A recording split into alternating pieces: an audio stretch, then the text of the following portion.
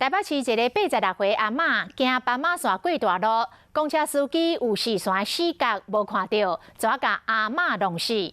咱要特别来提醒着长辈时代，咱咧行路有较慢，所以咧过这个大路，迄个斑马线若超过20公尺长，上少都爱留20秒的安全秒数。另外，医师嘛来提醒，老大人过车路，上惊突然间掉青惊跌倒。所以，若是有咧食安眠药啊、心脏药啊的老乡亲，要出门过大路，上好是有人陪伫咧身边，安尼较妥当。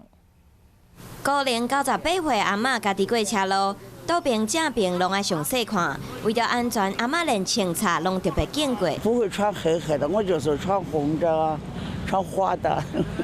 是大人家己出门，衫裤上好莫穿伤暗，使大型车的驾驶嘛较看会到。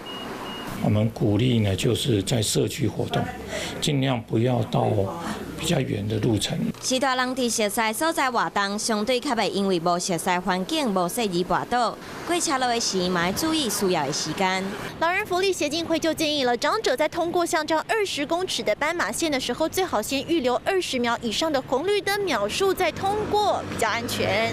服用慢性用药的助眠剂、精神镇定的药物、心脏血管疾病的用药也要小心。这些人在出门的时候，我们多半建议是有个人陪着会比较好。